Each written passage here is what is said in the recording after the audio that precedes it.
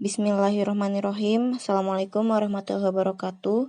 Kami dari kelompok 6 yang terdiri dari Rizky Amelia dan juga Zikri Aulia Al-Ghifari akan memaparkan mengenai relativitas khusus.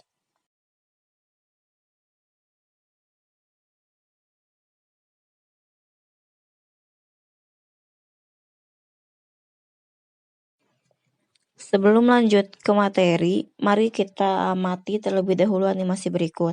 Di sini terdapat dua orang pengamat, yaitu orang yang berada di dalam kereta dan juga orang di luar kereta yang sedang memegang payung.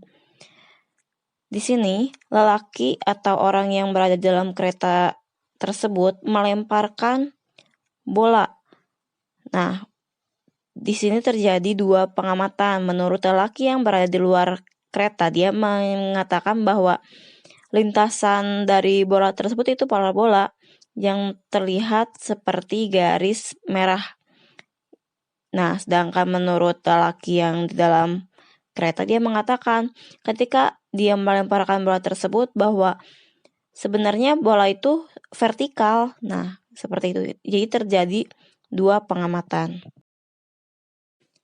Selanjutnya, anggap di sini terdapat pesawat yang bergerak dari arah kanan ke kiri dan juga pada saat bersamaan diamati oleh orang yang berdiri di trotoar jalan, pengemudi mobil yang berjalan di atas jembatan, pengemudi mobil yang melaju di jalan, dan juga pilot pesawat terbang lain yang bergerak berlawanan. Pertanyaannya, apakah hasil pengamatan masing-masing terhadap kecepatan pesawat itu sama? Tentu akan berbeda.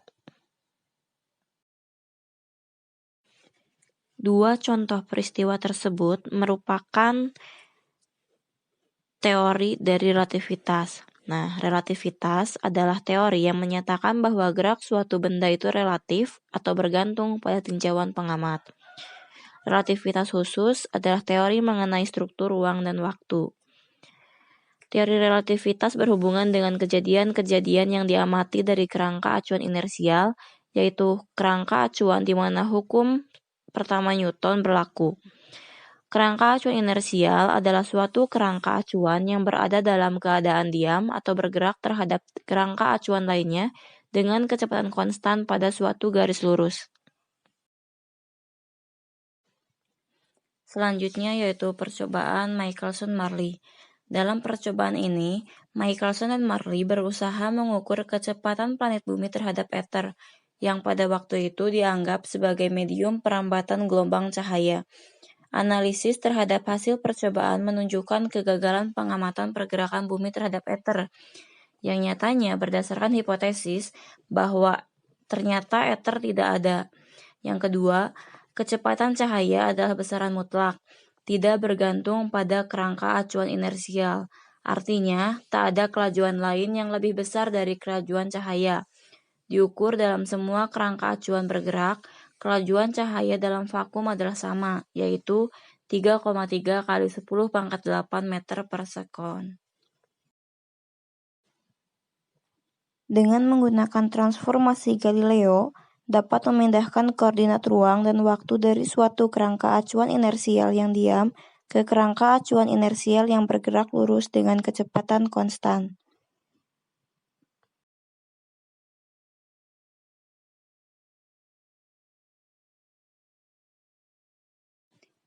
Transformasi Galileo terbagi menjadi 3, yaitu ada untuk koordinat dan waktu, yaitu x-aksen sama dengan x dikurangi vt, y-aksen sama dengan y, z-aksen sama dengan z, t-aksen sama dengan t.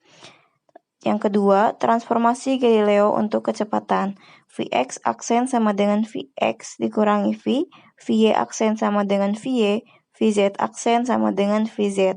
Di sini, Vx aksen adalah komponen kecepatan benda sejajar sumbu x aksen, Vy adalah komponen kecepatan benda sejajar sumbu y aksen, Vz aksen adalah komponen kecepatan benda sejajar sumbu z aksen. Dan yang ketiga yaitu transformasi untuk percepatan. Ax aksen sama dengan Ax, Ay aksen sama dengan Ay, Az aksen sama dengan Az. Dapat disimpulkan bahwa hukum-hukum Newton tentang gerak dan persamaan gerak suatu benda tetap sama dalam semua kerangka acuan inersial, sedangkan kecepatan benda bergantung pada kerangka acuan atau kecepatan bersifat relatif. Keadaan ini disebut sebagai relativitas Newton. Transformasi Lorentz menghubungkan koordinat ruang dan waktu dari sebuah kejadian sebagaimana diukur oleh seorang pengamat dalam masing-masing kerangka. Transformasi Lorentz mengimplikasikan bahwa pengamat yang bergerak dengan kecepatan yang berbeda bisa mengukur jarak yang berbeda, selang waktu yang berbeda, dan bahkan urutan kejadian yang berbeda.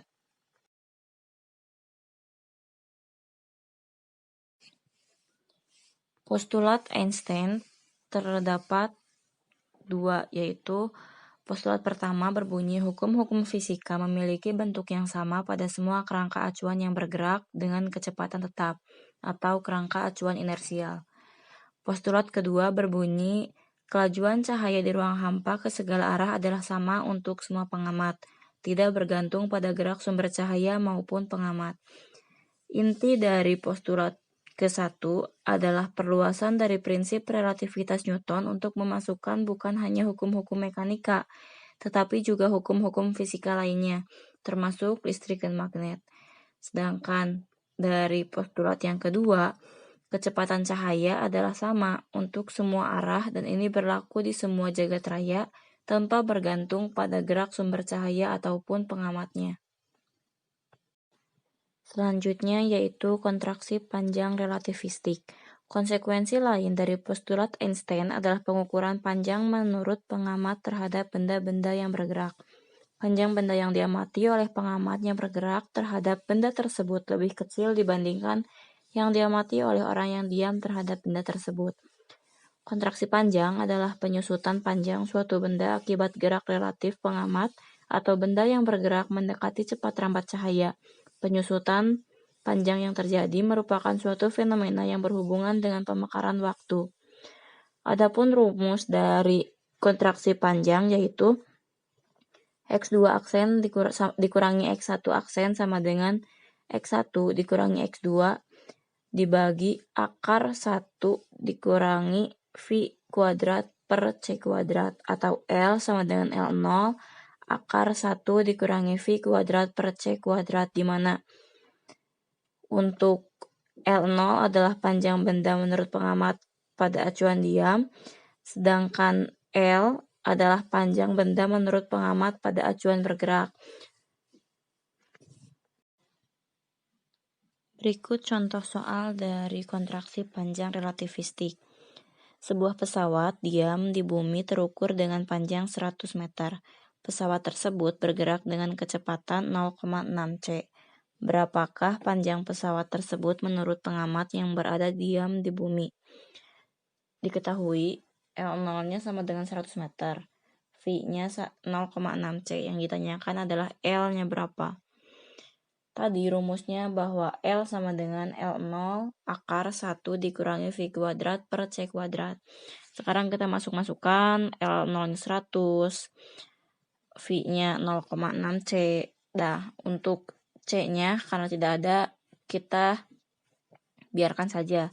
Jadi 100 akar 1 dikurangi 0,36 C. Kenapa C-nya hilang? Karena yang atas kan C kuadrat dibagi C kuadrat sama dengan 1 gitu. Jadi 100 dikali akar 0,64 yaitu 0,8 dikali 100 hasilnya 80 meter. Jadi panjang pesawat menurut pengamat di bumi adalah 80 meter. Selanjutnya yaitu dilatasi waktu. Dilatasi waktu adalah konsekuensi dari teori relativitas khusus di mana dua pengamat yang bergerak relatif terhadap satu sama lain akan mengamati bahwa jam pengamat lain berdetak lebih lambat dari jamnya. Peristiwa ini bukanlah akibat dari kesalahan jam atau faktor teknis lainnya, tetapi merupakan sifat dasar dari pembengkokan ruang waktu yang dijelaskan dalam teori relativitas. Jika teman-teman pernah menonton film Interstellar, di situ kan ada ceritanya ayahnya pergi ke luar angkasa gitu. Nah, ketika pulang kembali, dia bertemu dengan anak-anaknya dan ternyata usia dari anak-anaknya itu sudah tua dari dia gitu sudah kakek nenek, sedangkan dirinya masih muda. Nah, itu merupakan salah satu contoh dilatasi waktu yang terjadi. Nah, saat dua pengamat mengamati selang waktu dari dua kejadian yang mendekati atau sama dengan kecepatan cahaya, secara matematika proses dilatasi waktu dapat dirumuskan yaitu T sama dengan T0 per akar 1 dikurangi V kuadrat per C kuadrat, dan juga delta T sama dengan delta T0 per akar 1 dikurangi V kuadrat per C kuadrat, di mana T-nya adalah selang waktu benda yang bergerak relatif terhadap pengamat, T0-nya selang waktu benda yang diam relatif terhadap pengamat, V-nya kelajuan gerak relatif, dan C-nya yaitu kelajuan cahaya. Selanjutnya akan disampaikan oleh rekan saya. Nama saya Dikri Oligipari, saya akan membahas tentang paradoks kembar. Di atas keadaan ruang dan waktu yang memberi sebuah kenyataan sebenarnya tersimpuh pemikiran yang radikal, sama seperti postulat Einstein tentang teori relativitas khusus dalam fisika modern. Teori relativitas khusus ini telah mendapat reputasi yang tidak sepatutnya sebagai teori yang sangat aneh dan rumit, sehingga hanya sedikit orang yang dapat memahaminya, padahal tidaklah demikian. Teori ini memberi ramalan-ramalan yang tampak bertentangan dengan akal sehat kita. Meskipun demikian, teori relativitas khusus telah diuji kebenarannya secara teliti dan seksama lewat berbagai percobaan dan didapati bahwa semua ramalannya benar, sehingga efek-efek yang terduga dan mempesonakan itu terungkap. Definisi paradoks kembar. Paradoks kembar merupakan satu dari sekian banyak akibat teori relativitas khusus yang menantang tetapi juga mengesalkan. Paradoks kembar telah menimbulkan kebingungan yang lebih banyak daripada hasil relativitas khusus lainnya. Walaupun demikian, hasil tersebut sama konsistennya dengan dua postulat relativitas. Yang pertama, menyatakan bahwa hukum fisika dapat dinyatakan dalam persamaan yang berbentuk sama dalam semua kerangka acuan yang bergerak dengan kecepatan tetap satu terhadap lainnya. Postulat ini menyatakan ketiadaan kerangka acuan yang universal. Jika hukum fisika berbeda untuk pengamat yang berbeda dalam keadaan diam dan mana yang bergerak. Tetapi karena tidak terdapat kerangka acuan yang universal, perbedaan itu tidak terdapat sehingga muncul postulat tersebut. Dan yang kedua menyatakan bahwa kelajuan cahaya dalam ruang hampa sama besar untuk semua pengamat, tidak bergantung dari keadaan gerak pengamat itu. Untuk postulat ini timbul dari hasil berbagai eksperimen. Kesan pertama kedua postulat ini kelihatannya sangat radikal. Sebenarnya, postulat ini mengikuti hampir semua konsep intuitif mengenai waktu dan ruang yang kita bentuk berdasarkan pengalaman sehari-hari. Dengan mempelajari andai-andaiannya, implikasinya, dan berbagai bukti percobaan yang mendukung tentang paradoks kembar dengan kedua postulat relativitas khusus tersebut, maka berdasarkan uraian di atas, penulis ingin memaparkan tema teori relativitas dengan sebuah karya yang berjudul Teori Paradoks Kembar. Berikut adalah pembahasan mengenai paradoks kembar. Mengartikan istilah paradoks kembar dari bentuk katanya, maka paradoks kembar terdiri dari dua suku kata, yaitu paradoks dan kembar. Untuk memulai pemahaman tentang teori paradoks kembar, terlebih kita maknai dari masing-masing kata paradoks dan kembar dulu. Paradoks adalah kata serapan dari Yunani yang secara etimologi berasal dari kata para, yang berarti di samping atau selain, dan kata doxa yang berarti gagasan atau pendapat. Jadi, secara terminologi, paradoks adalah pernyataan yang bertentangan dengan pendapat yang sudah diterima. Meskipun pernyataan ini mungkin saja benar, sedangkan kembar adalah sama rupanya atau keadaannya. Kemudian dalam fisika, paradoks kembar adalah eksperimen bayangan dalam relativitas khusus di mana seorang dari dua orang kembar melakukan perjalanan ke angkasa dengan kecepatan tinggi. Kemudian kembali lagi ke bumi akan menemukan bahwa saudara kembarnya yang ada di bumi lebih tua dari dirinya sendiri. Paradoks ini sebenarnya berkaitan dengan dua lonceng atau dua jam identik. Yang satu ditinggal di bumi, sedangkan yang lain dibawa ikut dalam perjalanan ke ruang angkasa dengan kelajuan v. Kemudian dikembalikan ke bumi. Maka jam yang tetap di bumi berjalan lebih cepat dari jam yang diletakkan pada pesawat ke luar angkasa. Namun biasanya jamnya diganti dengan sepasang orang kembar, A pria dan B wanita. suatu penggantian yang boleh dilakukan karena proses kehidupan sama dengan detak atau detik jantung, respirasi, dan sebagainya, merupakan lonceng detik biologis yang keteraturannya baik. Sebagai contoh, untuk mempertegas perhitungan pada uraian tersebut, bayangkan antara keduanya saling mengirimkan sinyal satu kali tiap tahun selama perjalanan tersebut, sehingga dapat diketahui proses pertambahan usia mereka. Sinyal yang dikirim akan mengalami efek Doppler atau pergeseran frekuensi, bahwa masing-masing akan menerima sinyal 3 tahun periodenya. Dalam perjalanan pulang, A dan B saling mendekati kelajuan yang sama, dan masing-masing menerima sinyal lebih sering, yaitu 1/3 tahun periodenya. Menurut perhitungan A, dalam waktu 15 tahun perjalanan ke bintang, A menerima dari saudaranya B. Dalam 15 tahun perjalanannya kembalinya mendapatkan. Jadi menyimpulkan saudaranya di bumi telah bertambah umur 50 tahun, yaitu menjadi 70 tahun. Mengenai sinyal yang dikirim oleh A, karena menurut B saudaranya membutuhkan waktu 25 tahun perjalanannya, yang jauhnya 20 tahun cahaya. B menerima sinyal dari A dengan kelajuan satu kali setiap 3 tahun untuk 20 tahun lamanya, sehingga A sampai ke angkasa. Jadi B menerima sinyal dengan selang waktu 3 tahun selama 25 tambah 20 sama dengan 45 tahun, sehingga jumlahnya 45/3 sama dengan 15 sinyal. Kemudian untuk sisa waktu 5 tahun dalam perjalanan yang memakan waktu 50 tahun, menurut B, sinyal tersebut datang dalam selang waktu yang pendek 1/3 tahun, sehingga jumlah sinyalnya 5 dibagi 1/3 sama dengan 15 sinyal. Seluruh sinyal yang diterima B di bumi adalah 30 sinyal. Jadi A berumur 20 tahun lebih muda dari B.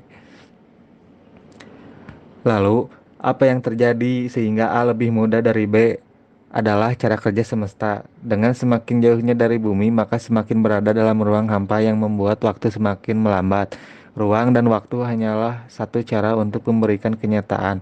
Sama seperti postulat Einstein juga, proses penuaan yang asimetri dari si kembar merupakan akibat dari hukum alam. Selanjutnya ada massa relativistik. Massa ketika diukur oleh pengamat yang diam terhadap benda disebut dengan massa diam. Ketika benda bergerak dengan kelajuan mendekati cahaya atau pengamat bergerak dengan kelajuan mendekati kelajuan cahaya, mengukur massa suatu benda. Massa benda dalam keadaan ini lebih besar daripada massa diamnya. Massa ini disebut sebagai massa relativistik benda. Secara matematis dituliskan sebagai berikut. M sama dengan M0 per akar 1 min pi per se kuadrat.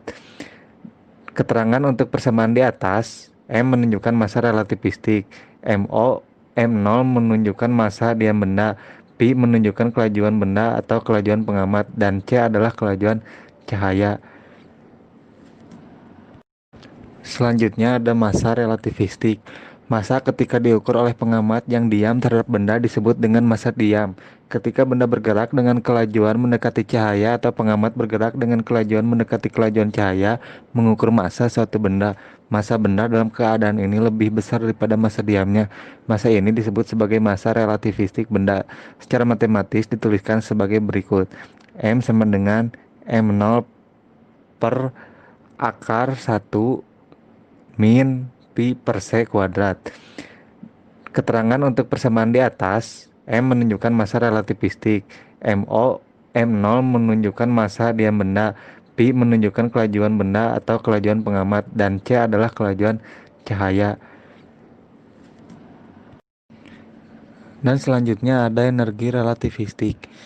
Ketika sebuah partikel atau benda dalam keadaan diam, partikel tersebut memiliki energi diam yang ditunjukkan dengan perkalian massa diam dengan kuadrat kelajuan cahaya. Tentunya energi ini bukanlah energi potensial kimia yang tersimpan dalam benda. Jika benda bergerak dengan kelajuan mendekati kelajuan cahaya, energi total benda membesar sama halnya seperti massanya yang ikut membesar. Energi ini sering pula disebut sebagai energi relativistik benda. Selisih energi relativistik terhadap energi diamnya merupakan energi kinetik benda. Secara matematis, energi relativistik dapat dituliskan sebagai berikut. E sama dengan E0 per akar 1 min pi per C kuadrat, yang sama dengan M0 kali C kuadrat per akar 1 min pi per C kuadrat. dan EK sama dengan E min E0 sama dengan E0 atau 1/akar 1 min pi per se kuadrat min 1. Keterangan untuk persamaan di atas adalah E0 merupakan energi diam, E menunjukkan energi relativistik atau energi total, dan EK menunjukkan energi kinetik yang dimiliki partikel saat bergerak. Selain hubungan ketika energi di atas, salah satu hubungan yang seringkali menguntungkan dalam menyelesaikan permasalahan fisika adalah hubungan energi dengan momentum. Hubungan kedua besaran tersebut dapat dituliskan sebagai berikut. E kuadrat sama dengan E0 kuadrat plus P kali C kuadrat. Keterangan untuk persamaan di atas yaitu P menunjukkan momentum benda, C adalah kelajuan cahaya, dan E menunjukkan energi relativistik atau total partikel. Berikut adalah pembuktian relativitas. Adanya teori paradoks kembar yang menggambarkan pengaruh ruang dan waktu tersebut jelas membawa implikasi dalam dunia nyata atau pengalaman sehari-hari dan dunia ilmu pengetahuan. Dalam ilmu psikologi misalnya tentang teori tingkah laku behaviorism, di mana anak kembar identik yang memiliki gen dan kromosom sama bila ditempatkan pada lingkungan yang berbeda selama beberapa masa sejak terjadinya pembuahan atau konsepsi kehidupan secara berkesinambungan dipengaruhi oleh bermacam-macam faktor lingkungan yang merangsang, maka akan terbentuk perbedaan tingkah laku yang dimiliki oleh masing-masing mereka.